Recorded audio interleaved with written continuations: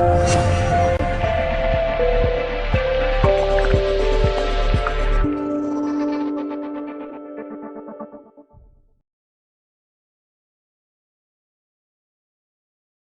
aujourd'hui, jour 10, on retourne dans le pilier de la conscience corporelle. Vous vous rappelez, la dernière fois, on a travaillé avec Jérémy Lafrenière davantage des exercices de mobilité et en même temps pour activer la chaîne postérieure puis enlever les douleurs dans le bas du dos.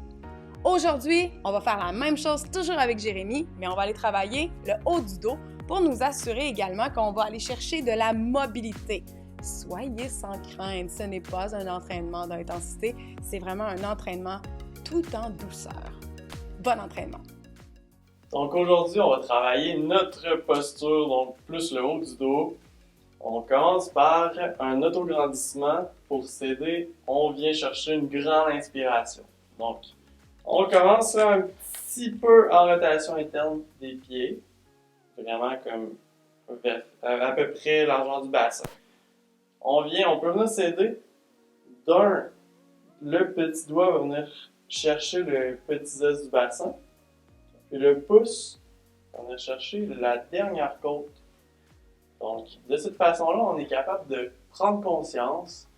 Est-ce que notre dos est droit? Est-ce qu'on peut créer encore plus d'espace, donc élever encore plus nos côtes, ou est-ce qu'ils sont affaissés?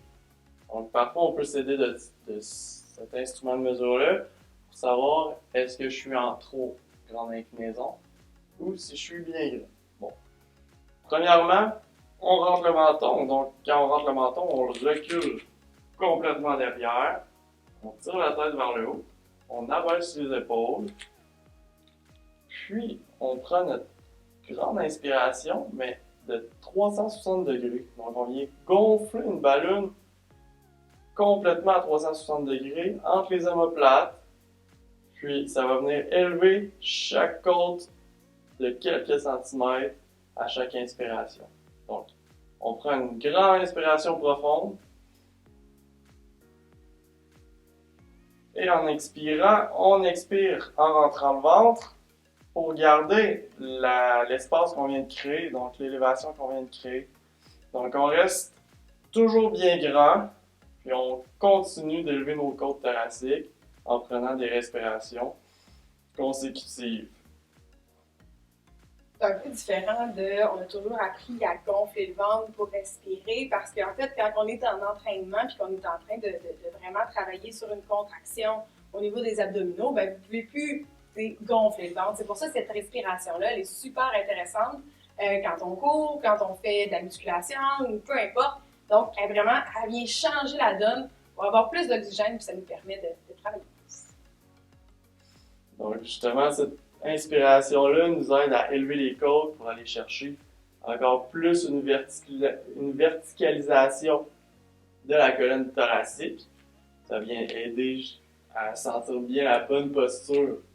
On continue bien à reculer le menton derrière. On abaisse les épaules, on les recule derrière. Puis à chaque inspiration, le thorax monte verticalement, puis gonfle une ballonne entre les omoplates. En deuxième étape, on vient porter les pouces en rotation externe et on vient lever les bras, les mains pour les toucher légèrement ensemble derrière la tête. Donc on lève bien haut les coudes, on recule bien loin derrière les coudes, puis on vient créer une légère tension entre nos doigts et notre crâne. Donc ça nous incite à vraiment pousser le crâne derrière. Et en même temps, on pousse les doigts vers le crâne. Ressentir vraiment la contraction entre les omoplates dans le milieu du dos. Puis on continue à prendre nos grandes inspirations. Si vous aviez arrêté de respirer, c'est le temps de recommencer. Et on relaxe, on bouge un petit peu. Donc on a créé une petite tension en renforcement de la chaîne postérieure au niveau du thorax. Maintenant, on vient créer notre mobilité dans environ la même région. On vient créer un espace entre nos jambes assez large. On vient porter la main droite au sol, puis la main gauche. On vient l'emmener en rotation complète. pour venir chercher une espèce de moulin, on va l'appeler. Donc, à chaque rotation, on vient chercher de plus en plus de mouvement. Donc, on vient chercher le petit inconfort à la fin du mouvement là, pour créer un petit degré de mobilité de plus. Si je me réfère à l'autre entraînement, Jérémy, est-ce qu'il faut que je contracte les fessiers en même temps que je fais ça? En ce moment, on est plus en mobilité-relâchement, donc c'est pas nécessaire de penser à ça. Là, en ce moment, c'est vraiment de créer de la détente au niveau de l'ensemble du corps pour aller chercher un petit peu de degré de mouvement de plus. Puis en même temps, on peut chercher un étirement des adducteurs puis de la chaîne postérieure. OK. Donc en ayant les jambes bien en extension, donc les genoux dépliés, on vient chercher l'étirement de la chaîne postérieure. Puis en même temps, en ayant le dos bien droit, on ajoute cet étirement-là, puis on ajoute un étirement des adducteurs à l'intérieur. On change de bras. Et même chose, lorsqu'on crée le mouvement, on reste détendu. C'est de cette façon-là qu'on vient chercher des degrés de mouvement de liberté de plus. Qu'on force, mais on reste détendu.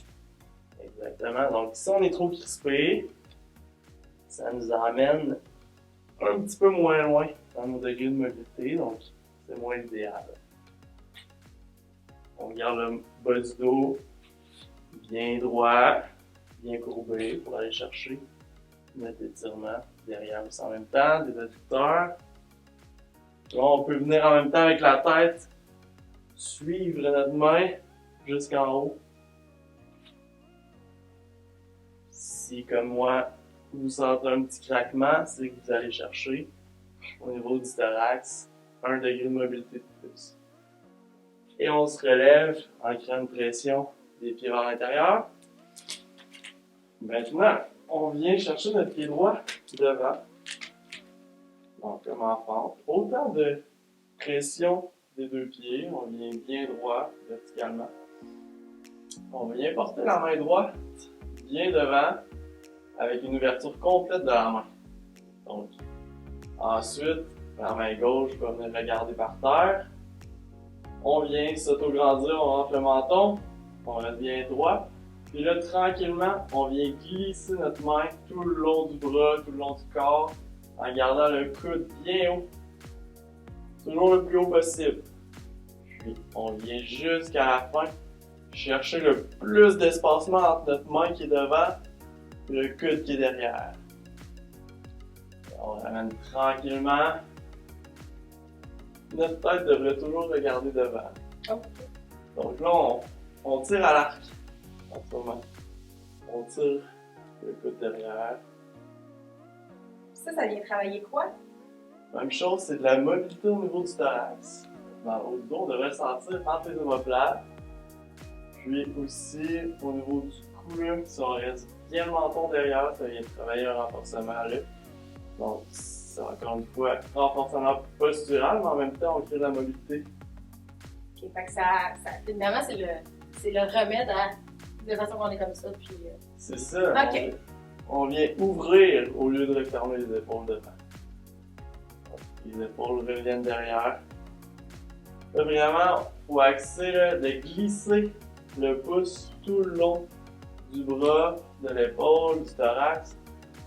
Puis on vient en rotation complète du tronc pour aller chercher l'ouverture complète entre le coude et la main. On change de bras, change de jambe. Maintenant, main gauche bien ouverte. Ouais. Bon. Verticalement, l'autre regarde le sol, puis là, on vient glisser. On garde le coude bien haut. Et on va chercher les degrés, les derniers degrés de liberté. Puis en revenant aussi, on garde toujours le coude bien haut. Puis il faut toujours aussi garder l'omoplate bien basse. Donc, c'est une coupe de force. On garde l'omoplate bien basse, puis on garde le coude bien haut. Parce que parfois, en levant le coude, on a tendance à lever l'épaule. Il faut éviter de le faire. Il faut vraiment bien garder notre omoplate bien stable. Ce qui est le fun aussi, c'est que si jamais vous voulez le faire, vous pouvez aussi utiliser un miroir. Des fois, ça aide à se réaligner. Donc, peut-être pas tout de suite, mais de l'essayer devant votre miroir pour voir comment l'épaule est montée, descendue, l'omoplate, ça va vous aider. Donc, on revient, les jambes bien écartées, le plus écartées qu'on peut. Puis, tranquillement, on vient se lâcher tout le long pour aller chercher l'étirement complet de la chaîne postérieure. Donc, ce qu'on veut, c'est vraiment sentir l'étirement de l'ischio-jambier et complètement, même entre les omoplates, on relâche le cou, on va chercher les doigts loin devant, les fesses loin derrière.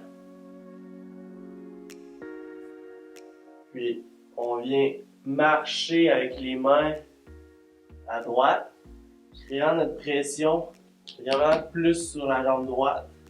Donc, on doit sentir légèrement que la jambe droite est en étirement, puis il y a des légers tremblements. On vient marcher à gauche. On rappelle le mot léger inconfort. N'allez pas vous déchirer un muscle chez vous, s'il vous plaît. Et maintenant, on revient au milieu, on se détend complètement. On relâche la tête, on laisse tomber le corps, on laisse tomber les mains. Et avec les mains, on glisse légèrement au niveau des chevilles. Toujours en gardant le dos droit, on se redresse avec le dos droit, les épaules derrière, le cou bien droit. Une pression des chevilles vers l'intérieur. Et voilà. Là, techniquement, on devrait avoir le sang dans la tête. Normalement, on se sent bien. Ah, ok, parfait. Donc, conseil du jour, en se levant le matin, on pourrait faire 3 décompressions comme ça en respirant. Donc, ça va aider à venir vraiment activer notre chaîne postérieure pour commencer la journée avec une bonne posture. Excellent. On va faire ça. Donc, on se lève. 3 respirations en décompression. Alors, j'espère que vous avez apprécié. J'espère que vous avez vraiment une plus grande détente maintenant dans le haut du dos. Vous vous rappelez le devoir que Jérémy vous a donné? 3 respirations de décompression en se levant le matin puis venir activer la chaîne postérieure. Bon devoir, amusez-vous bien et je vous invite fortement, si vous avez des blessures, des inconforts dans le haut du dos, n'oubliez pas que oui, c'est 20 minutes par jour, mais savez-vous quoi? Vous pouvez reposer sur play. Bonne journée!